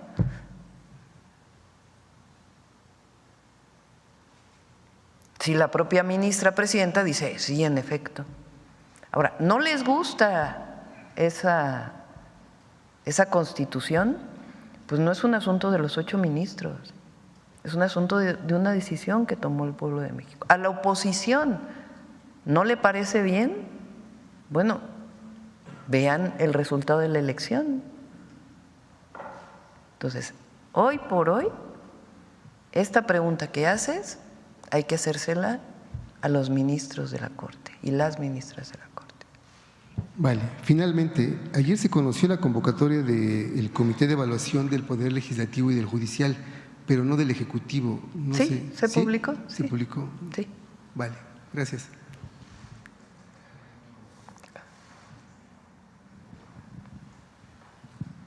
Gracias, presidenta. Esteban Durán, Vanguardia, Veracruz. Ayer el titular del Seguro Social dio estadísticas sobre el aumento de empleo. Sin embargo, cabe destacar, a ver si él nos puede aclarar esta situación, de que hay empleados en diversos organismos públicos que están contratados bajo el sistema de outsourcing. En este sentido, ellos inscriben a los trabajadores al Seguro Social, pero ellos mismos dicen que después de un periodo de 6 meses, 5 meses, ya los dan de baja y ya no tienen ninguna prestación, y finalmente también pues los despiden sin ninguna liquidación, los dejan al desamparo y pierden todos sus derechos en este sentido de salud. Entonces puede ser a lo mejor engañosa esta estadística, no porque el director lo diga así, sino porque son estas mismas empresas quienes dan a conocer, quienes inscriben a estos trabajadores, pero finalmente los dan de baja sin que tengan conocimiento de las autoridades de salud. No sé si esto sea cierto. A ver, los datos que se presentaron ayer son datos de afiliados al IMSS en ese mes. Entonces, el mes de octubre es el mes de 2024, es el mes más alto histórico de número de empleos formales. Puede ser que algún trabajador o trabajadora en el mes de noviembre ya no esté contratado en alguna institución que tiene que darle seguro social y ya no aparece, digamos, en noviembre. Ahora, estas irregularidades de las que hablas de una empresa, el outsourcing prácticamente en todos los rubros se eliminó en el gobierno del presidente López Obrador, menos en la contratación directa de algunos servicios. Si ocurre esto, pues es una irregularidad. No sé si quieres comentarlo. Sí, muchas gracias, Presidenta. Me llamó la atención esto que decía de organismos públicos, porque sí, lo que se presentó ayer es, como lo acaba de mencionar la Presidenta, de la cotización al IMSS, es decir, las empresas, algunas entidades públicas como la CFE, pero generalmente los organismos públicos tienen cotización al ISSSTE y eso del apartado A no está contabilizado en este crecimiento. Sin embargo, efectivamente puede haber empresas o la iniciativa privada que siga recurriendo a estas prácticas. Por eso hablábamos ayer también de la calidad del empleo, es decir, muchos trabajadores y trabajadoras que ahora están contratados de manera permanente y ya no eventual, y segundo, el incremento del salario base de cotización. Ahora, desde el 2021 implementamos algo que además empata mucho con un planteamiento de la Presidenta. La mejor supervisión siempre van a ser los ciudadanos y en ese sentido, aparejado a la reforma en materia de subcontratación, que durante todo el periodo neoliberal se calcula que le costó al Seguro Social casi 120,000 millones de pesos por subregistro, personas que deberían de estar registradas y no lo están, o también porque los registraban con salarios menores, ¿no? La clásica, te voy a registrar al IMSS con este salario, pero te voy a pagar por fuera de otras maneras. Y para eso todos estos outsourceros pues tenían mucha imaginación. 3 millones de trabajadores migraron de una empresa de subcontratación de personal a la empresa real. Pero en este sentido de la supervisión, y la pregunta nos da pie para poder promocionar algo, desde 2021 teníamos el reporte especializado de cotización que solo hace falta la CURP y un correo electrónico para que el propio trabajador sea quien solicite al Seguro Social de manera electrónica, sin mediar ningún otro trámite, un reporte mensual sobre sus semanas cotizadas, el salario como lo tienen registrados los patrones, que luego por contabilidades y demás hacen movimientos, pero que afectan derechos. Al final de cuentas nosotros tenemos que ser instituciones garantistas de derechos y los trabajadores, los empleadores, perdón, tienen que garantizar y cumplir esos derechos. Entonces, sin duda debe de seguirse trabajando en evitar cualquier modelo de subcontratación. Hay trabajos particulares, sectores de la economía que tienen estacionalidades, temporadas altas, el tema en el campo, pero lo ideal es que los trabajadores puedan conocer y solicitar su reporte de cotización que les llegará a partir de eso una vez al mes y que nos ha dado ha sido muy útil para que a partir de eso puedan hacer denuncias a autoridades laborales o al propio Seguro Social respecto a una baja indebida o un salario con menor cantidad de lo que debe de estar registrado. Gracias. El mismo tema, el tema de las adicciones que atañe también al sistema de salud. En este sentido, el consumo de la marihuana, que ya se ha dado abiertamente en distintas partes, principalmente de la Ciudad de México, lo vemos en Hidalgo, lo vemos por allá por Chapultepec, en otras zonas, y en las que no sé si las autoridades de salud se estén interviniendo en este sentido, aparte de que pueda ser la autoridad de la Ciudad de México, donde no solamente se consume marihuana, sino también se está vendiendo esta, y a lo mejor otras drogas ahí mismo, sin que las autoridades actúen en este sentido. ¿Qué puede hacer el sector salud para detener este consumo y que no aumente, pues con todos los que pasan ahí, que los jóvenes, lejos de ir a la escuela, se concentren en estos lugares. Estamos dándole continuidad y lo vamos a reforzar. Es parte del programa Vida Saludable, no solamente tiene que ver con alimentación, sino también con el cuidado de la salud. Entonces, la campaña que se hizo en la administración pasada con el presidente López Obrador para evitar el consumo de cualquier tipo de droga, la vamos a continuar en las escuelas y en otros espacios.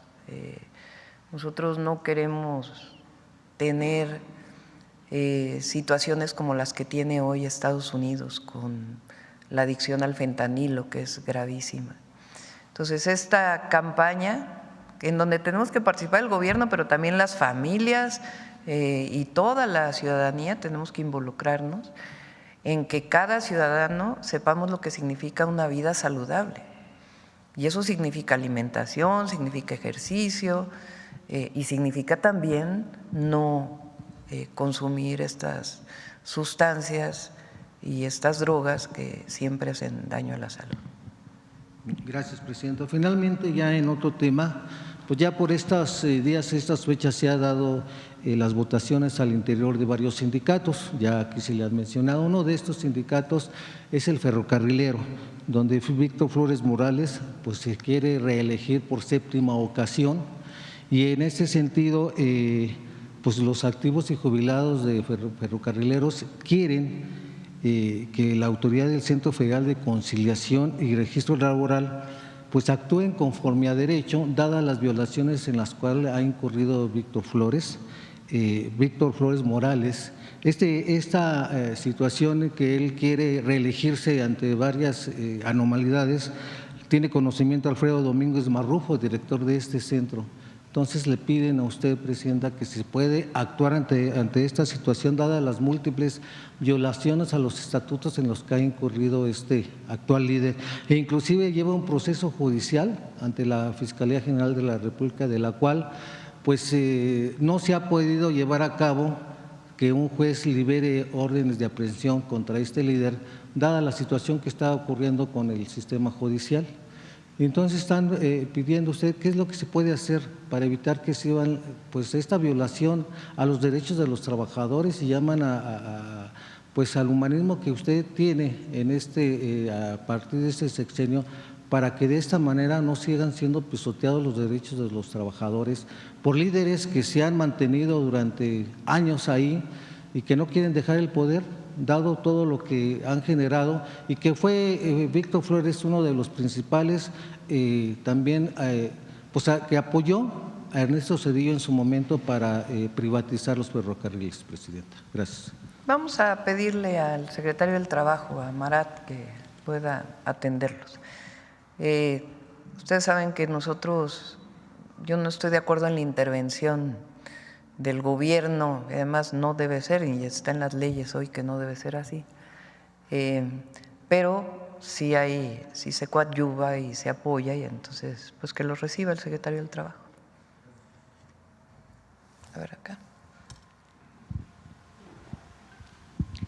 Gracias, presidenta. Muy buenos días a todas y a todos. Liliana Noble, de Pulso Saludable. Presidenta, el miércoles pasado tuve la oportunidad de estar en el Auditorio Nacional en la presentación de estos semilleros creativos que cada año hacen su representación. Si no ha tenido oportunidad de verla, véala, porque la verdad es que es una obra de teatro majestuosa. Más de 2,000 niños participando, niñas, adolescentes de todos los estados del país. Y una de las niñas, Alessandra de la Cruz Guerrero, de 11 años, de Semilleros de Altamira, en Tamaulipas. ¿Me ayudas, corazón, tantito en el micro, por favor? Le envía esto. Ellos hicieron una parte de los trabajos. Sí, se lo puede entregar. Sí. ¿Pasó o no pasó? Sí. ¿Sí? Ay, gracias. Ay, perdón.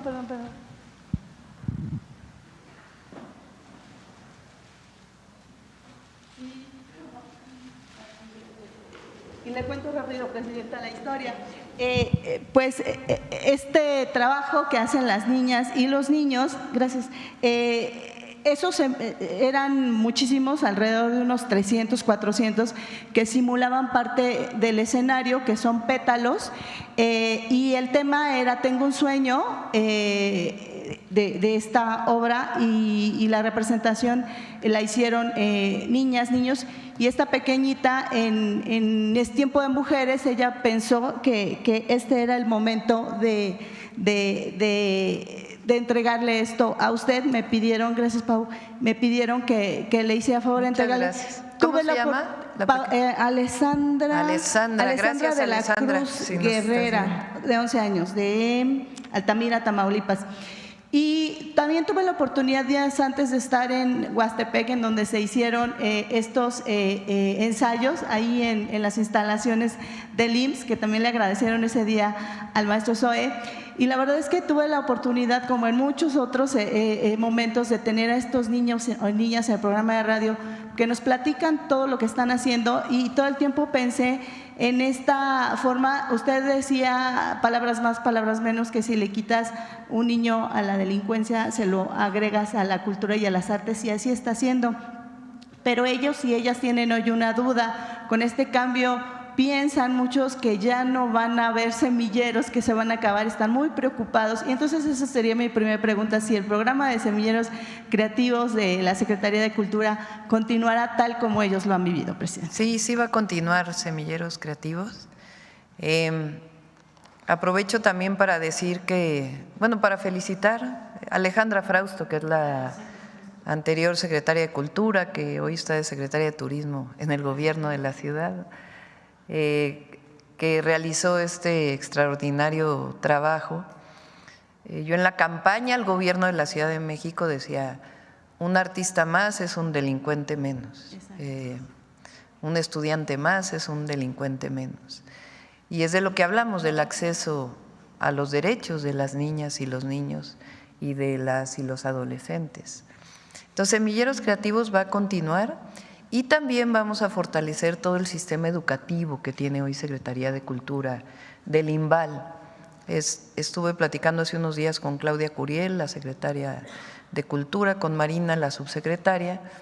Hay una demanda del Conservatorio, de la Escuela Nacional de Danza, de todas las escuelas nacionales, de mayor atención, y vamos a hacerlo tanto en sus instalaciones, va a ser paulatino, como a la mejora de las condiciones en las que están llevando sus clases.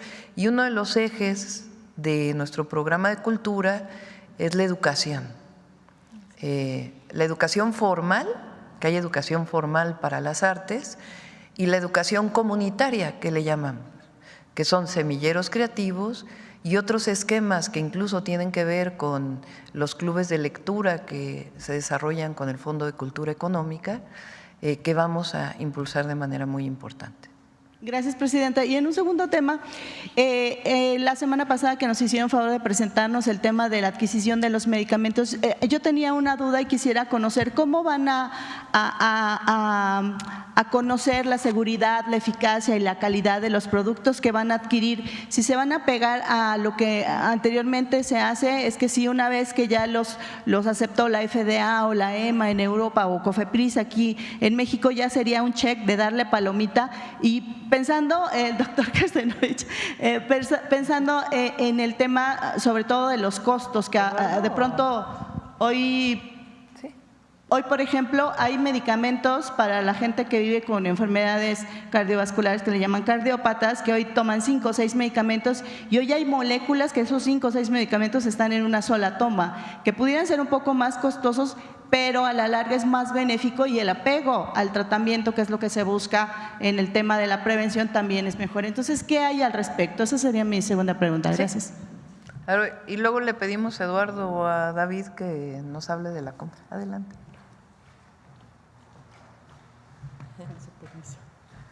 Buenos días a todos. Soy Armida Zúñiga, titular de la COFEPRIS.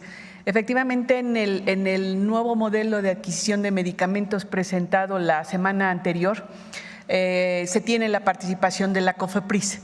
La COFEPRIS es la Agencia Sanitaria Mexicana encargada de garantizar la calidad, seguridad y eficacia de los medicamentos y otros insumos para la salud que están considerados en esta compra consolidada. Entonces, sí hay participación de la COFEPRIS y lo hacemos a través de los esquemas para obtener los registros sanitarios de cada uno de estos insumos para la salud. Es decir, deben de contar con un registro sanitario en México que está basado precisamente en el análisis con base técnico-científica de la información que cada fabricante presenta para que estos insumos precisamente obtengan este registro. Entonces, son insumos de calidad que se están comprando a través de este esquema consolidado. Gracias. Y finalmente, Presidenta, yo iban a platicar más, ¿no? Todo contestar. Gracias. Y finalmente, Presidenta, hoy celebro mucho que en su gobierno federal se le ponga mucha atención al tema de la prevención. Yo considero que uno de los activos más intangibles, pero más medibles, es justamente el tema de la prevención. En ese sentido, yo quisiera saber qué estrategias particularmente van a seguir en el tema de las enfermedades cardiovasculares a nivel global, y en México no es la excepción. Desafortunadamente es la primer causa de muerte. Sabemos que en el mes de octubre siempre se concientiza mucho a las mujeres de tocarnos, de la concientización del cáncer de mama, pero desafortunadamente queda esta imagen pensando en que el cáncer de mama es la enfermedad que más muertes produce en las mujeres, y la realidad, los expertos aquí no me dejan mentir, es que no es así. La primer causa de muerte en mujeres que no tiene nada que ver con una neoplasia es justamente en las enfermedades cardiovasculares. Particularmente, doctor Kersenovich, gracias, me ha gustado verlo. ¿Qué se va a hacer al respecto? Gracias. Sí. Efectivamente, las enfermedades cardiovasculares y la hipertensión arterial es uno de los principales problemas. Las personas, muchas, alrededor de 40%, tienen hipertensión arterial sin saber que tienen hipertensión arterial.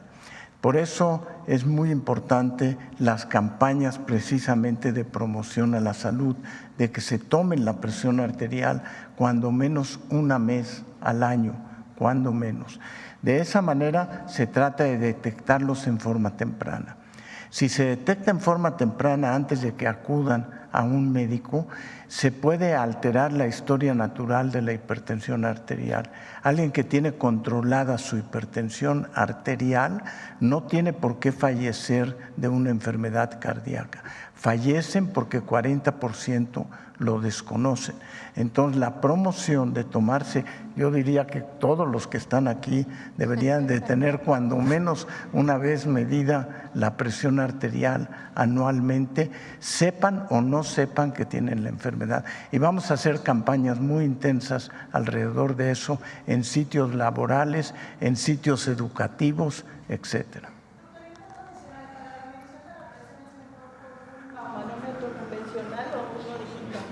No, pues es mucho mejor con un baumanómetro convencional y un estetoscopio que en el digital. Gracias.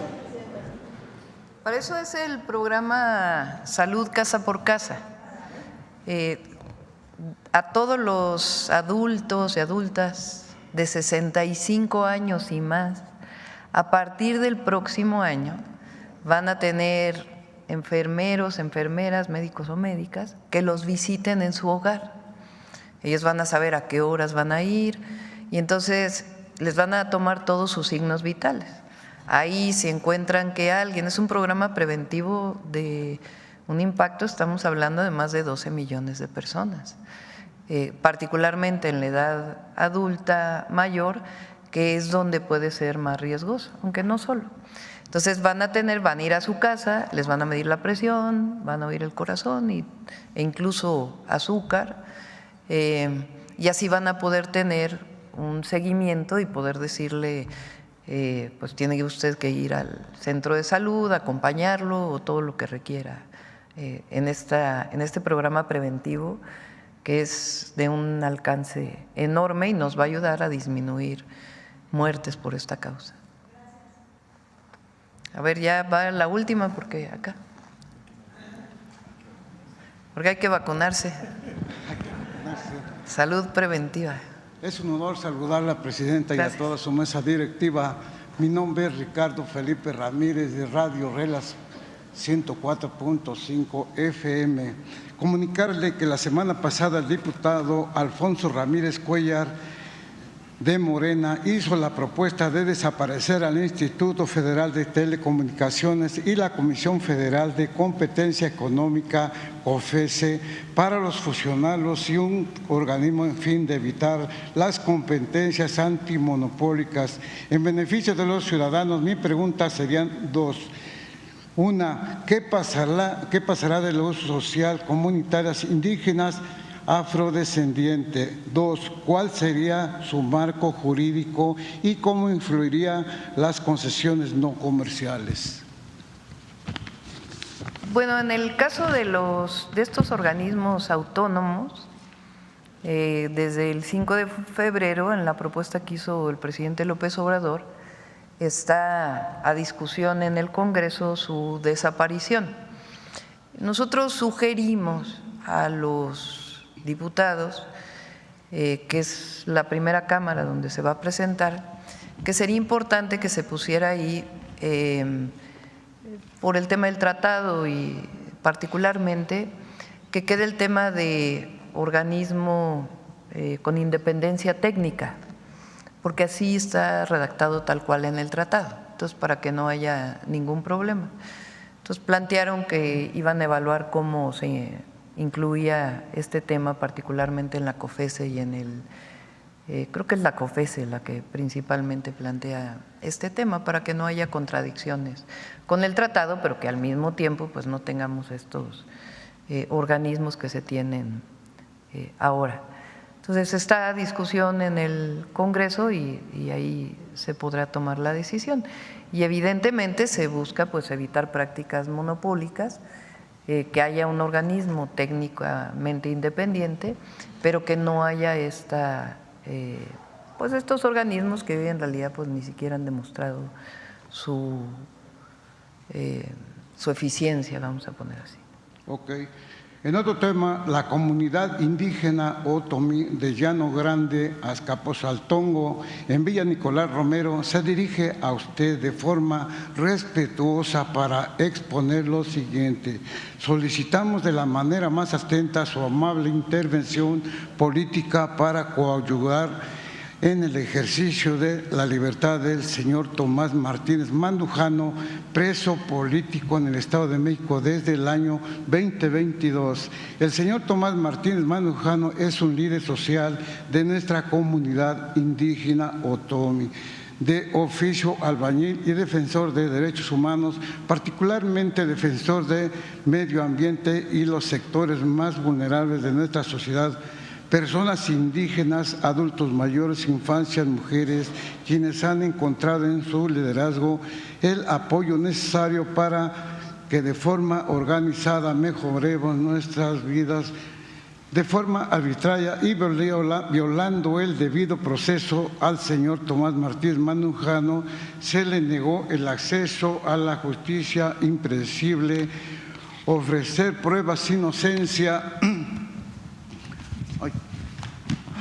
en la etapa intermedia, se negó el reconocimiento de ser juzgado como persona indígena y, por si fuera poco, fue torturado al momento de su detención arbitraria. Es un grave peligro que los líderes sociales sean criminalizados y perseguidos por grupos facticios del poder, empresas y algunos gobiernos municipales, quienes, haciendo un uso indebido del sistema penal, llevan a prisión de forma injusta a los legítimos liderazgos que dan impulso a los cambios sociales.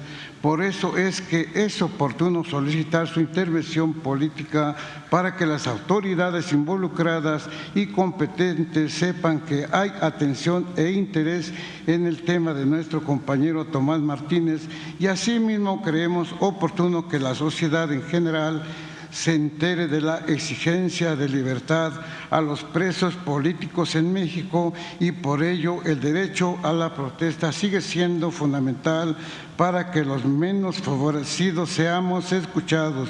De tal manera que creemos significativo compartir que la comunidad de Llano Grande Azcapotzaltongo está evaluando realizar la toma del Estado de México, lo cual consiste en protestas masivas, pacíficas y simultáneas en los principales accesos a la capital política de la República Mexicana, como una acción que aspira a llamar a la atención de México y el mundo.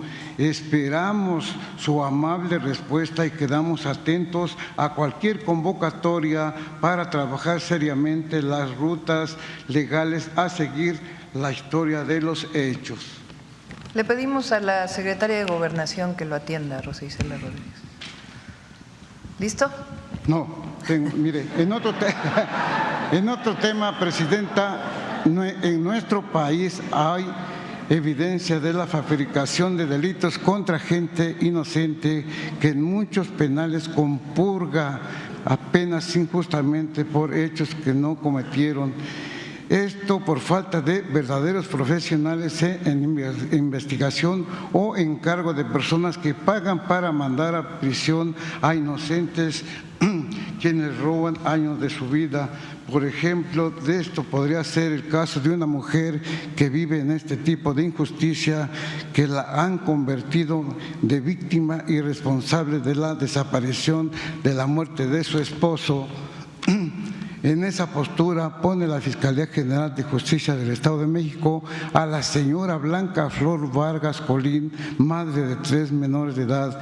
En el año de 1918 sufre el secuestro de su esposo, padre de sus hijos. La Fiscalía, luego de 5 años de investigación y ante la llegada del MP Luis Vilchis Trujillo de la Unidad 4 de Secuestros de Toluca, sorpresivamente se presentan testigos falsos, al parecer comprados para responsabilizar a la mujer por desaparición y su muerte de su esposo, siendo los mismos policías de la Fiscalía quienes vigilaban y secuestraron a la víctima. Hay pruebas y datos robustecidos por esa misma dependencia. Así lo dan a conocer familiares de Blanca Flor, quien ahora se encuentra privada de su libertad en el penal de Santiaguito. Comentan también que ella durante estos 5 años se dedicaba a trabajar para sacar adelante a sus hijos, confiando y esperando a que las autoridades pudieran dar con quienes secuestraron a su esposo. Los menores, con lágrimas en sus ojos, dicen: primero perdimos a papá y ahora nos arrebatan a mamá. Ellos sufren la incompetencia y suciedad del sistema.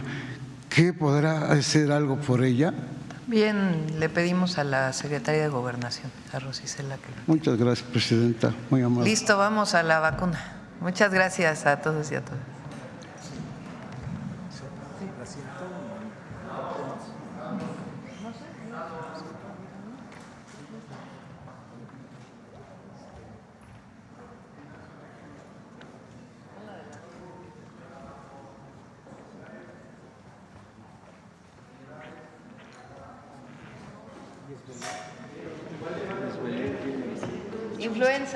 Influenza, así es. Buenos días a todos y a todas. Hoy vamos a vacunar a la presidenta de influenza. Mi compañera nos va a hacer el favor de preparar la vacuna. ¿Sí? Muy bien. Ahorita la influenza.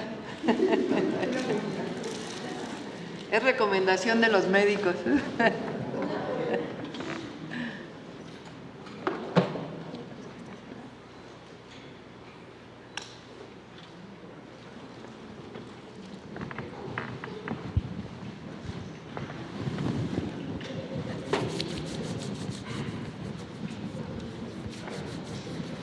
Tan, ta, ta, ta.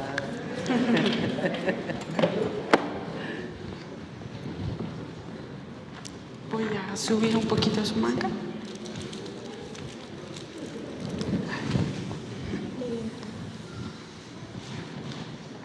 Listo. Ahora sí ya. Muchas gracias. Por favor, si está normal.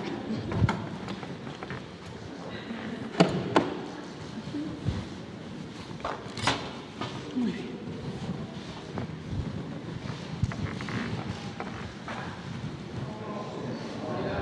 De ladito para que... ¿Sí?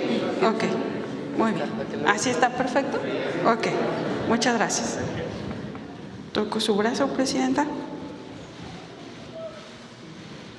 Apretamos. Nada se siente. Ajá. Tocamos aquí y apretamos. Muy bien. No, bueno. Ahora van los secretarios. Creo que ya se... Está bien. Seguimos. ¿Listo? Muchas gracias a todos y a todas. Buen día. Gracias.